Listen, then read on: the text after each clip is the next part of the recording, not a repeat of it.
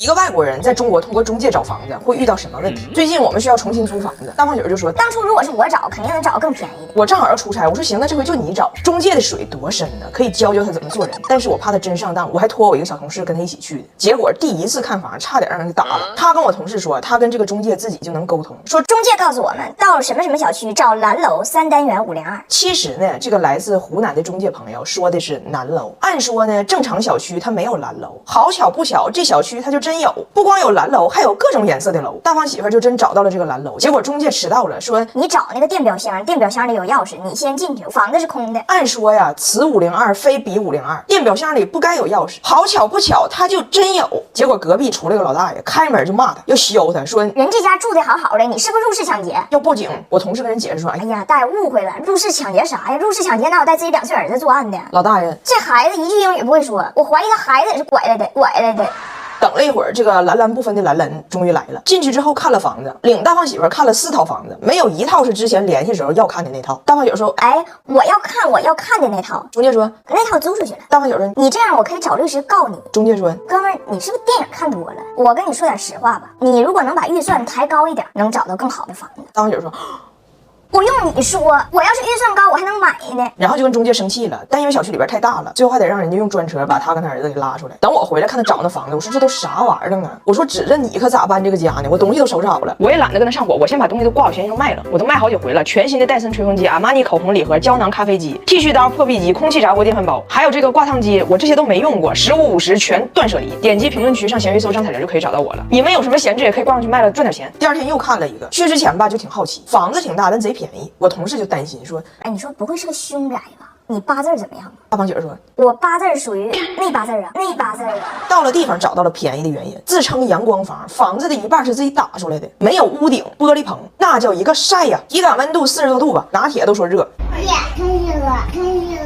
中介就说不热，待会儿就好了。结果真事儿啊，出门的时候，因为这个玻璃门得从里边拿钥匙开，因为这房间太热了，钥匙插进去之后发现化了，烤软乎了，拔不出来了，最后跳窗户出去的。大胖媳妇出去回头还跟中介说，不热，房子不错，有点费钥匙，我就不租了。对了，你把我儿子递给我，最后一次还真找了个还不错的，是另外一个外国人住胡同嘛，现在要走要转租。大胖媳妇一进去，俩人就唠啊，他俩最喜欢的点居然是这房子啊里边有厕所，门口还有公共厕所，他们就好喜欢这种所谓的就是老北京本土文化，天天跟老大爷老大妈抢厕所。大胖媳妇很喜欢呢，快走的时候那老外给他拽住了，说有个事儿我跟你确认一下，哥们儿你上蹲便怎么上？大胖媳妇说怎么上？衣服全脱了挂门上啊，那老外说，你看我就知道，我也是，那半夜黑灯瞎火的，我漂白一片，吓坏好几个老头了，影响挺不好的。关键是吧，这胡同80岁以上的老大爷还剩6个，老大爷们都很善良，都是好老头，我很爱他们。你注意点，一共就剩6个，下面一个少一个呀，下面一个少一个。我就是说吧，有啥不喝的，喝个好。昨儿这丫头问我说，妈，咱们趁夏天还没有过去，要不要谈打铁大脑壳？然后我问她为啥呢？她说，因为今天我的汉语老师教了我一个词儿，夏日打铁。我女儿虽然颜值不错，但是性格略显骁勇。作为一个东北丫头，最爱吃这个捡蛹子、啃猪蹄子，画面之野性吓跑了多少个倾慕她的幼儿园男子。但是呢，这个东北姑娘由于流浪雾都多年，忘了怎么用筷子了，她吃这玩意儿还非得用刀叉。还有她的衣品，傻子玩的就是一个普天同庆，就是撞色，还特别喜欢模仿她姥拍景点照，就是去寻找一种赫本农家乐的感觉。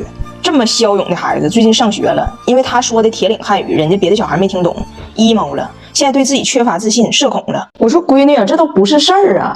当别人认为你的口音偏远，听不懂你说话的时候，唯一一个解决方式就是把他们全带跑偏。因为我们东北人其实一直不是改不掉口音，我们只是觉得自己没有口音。妈对你现在已经相当满意了，你是要智商有智商，要情商有情商，而且现在回国了，营养也跟上了。还有妈给你准备的爱塔美路原奶，超高 DHA 含量，我当时就是看中了爱塔美这个含量贼拉高。还有这个共生元组合，让你自护力更强，将来和你爸一样做个蹦床苗子。听着没，姑娘，自信很重要。到时候你就歘出你那帮小同学，在气质和智商这个领域，咱就是一个。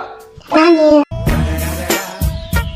我儿子张拿铁爸爸是加拿大人，但是一句英语不说，这个事儿到底是因为啥？我心中其实有个答案，但是我没跟你们说，你们帮我分析分析，看有没有道理。我觉得啊，张拿铁压根儿就没把他爸当爸，甚至他都没把他当人类，他一直把他爸当成了一个宠物。我是有一定论据的，你们跟我细品。你们知道张拿铁1岁半之前是在铁岭跟我妈一起住，在铁岭这边土地上啊，他不但没听过说整段英文的人，就连那种就说中文咔嚓就加几句英文，就让我们来 check 一下他被子在哪儿，那类人他也没见过。然后突然间在拿铁1岁半时的一个初秋，他爸出现了，然后拿铁就从铁岭搬到了北京的一个新的房子里，在这个房子里就有这么一个白胖子。在拿铁的视角里，他不光长得不像个人类，他还不说人话，就一直在发出很多奇奇怪怪的声音。这是什么声呀？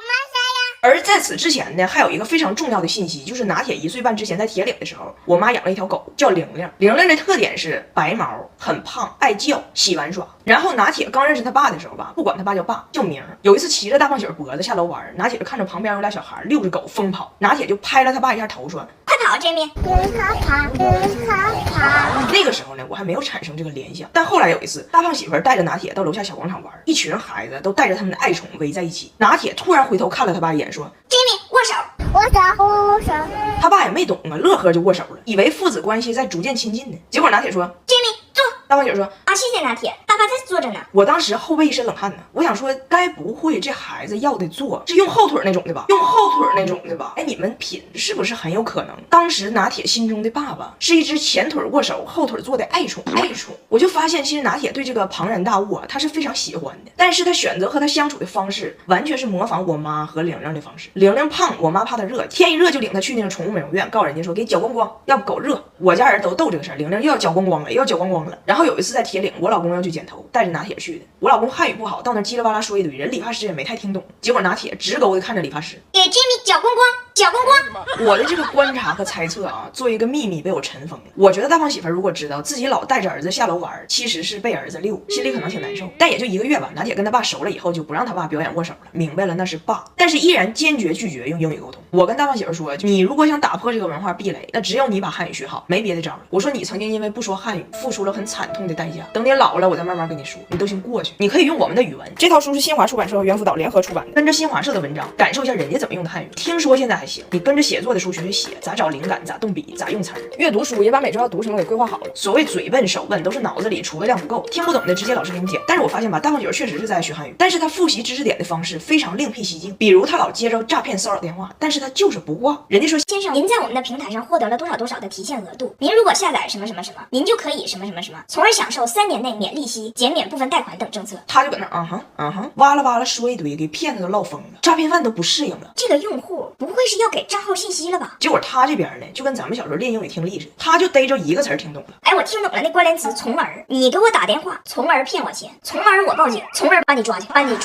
张拿铁这周去幼儿园了，这几天我就观察他，我发现我就是生了一个2岁半的老干部，一言一行都是非常的社会和老气。我为啥说他社会呢？他去幼儿园，班级另外那俩都2岁，小老弟儿。张拿铁是老大哥。去的第1天，我把他送进之后，我出来就很惦记。人张拿铁正吃午饭呢，我控制不住了，给人老师打电话说今天要不改成半天吧，我这就去接他。然后呢，人张拿铁本来待得挺好，被老师莫名其妙给领出来，提前放学了。把他领出来的时候，他都没反应过来。怎么走了？往家走的路上，突然间让我第一句话：你想吧，你跟谁去的？我一会儿就回去。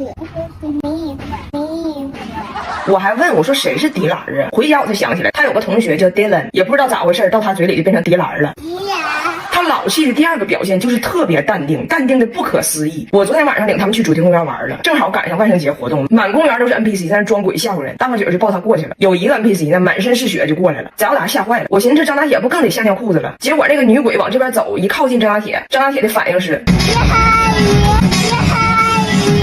给女鬼吓一跳。这个幼崽见到鬼的反应真是见鬼，真是见鬼。早达虽然害怕，但是还是忍不住有好奇心，一直往前看。而张拿铁完全不懂这种装神弄鬼文化的意义何在，自己在那叨叨。我以为张拿铁这么淡定是因为他没明白咋回事，没想到他明白，而且他还哄他姐。都是假的。他爸也跟拿铁说，对，你告诉你姐都是假的，他们都是 NPC。回家的路上，拿铁看他姐还害怕呢，但拿铁不懂英语，他告诉他姐，不要怕姐姐，看我的是飞机喂，看我或者是贴纸呗。张大铁还有个特点，他还洁癖，给他脸上涂那小南瓜，人别的孩子都很喜欢，他一直要去厕所洗脸，玩了一天，照的片片的，回家立马换衣服，换下来脏衣服都不知道沾了多少细菌，我闻还有点馊，搁以前搓完还有味儿，去味儿还得除菌，赶紧用上利百味氏植物除菌洗衣液，西双版纳茶树精油除菌，洗完是不刺鼻的茶香，拿铁秒变抹茶拿铁。然后在主题公园，拿铁体验了人生第一次坐过山车，上了过山车，我在前面喊的跟个大傻子似的，张大铁全程一个表情。我们去做一个类似激流勇进的项目，他姐下完了，张大铁呢全程就一个事儿，跟在座各位大恐龙、大蟒蛇打个招呼。那传到高处的时候，突然一个俯冲给我吓完了，我嗷家伙一声，张大铁面无表情。下车的时候，张大铁问他爸：“刚才是谁在那嗷嗷喊？”他爸说：“就是你妈。”不扯。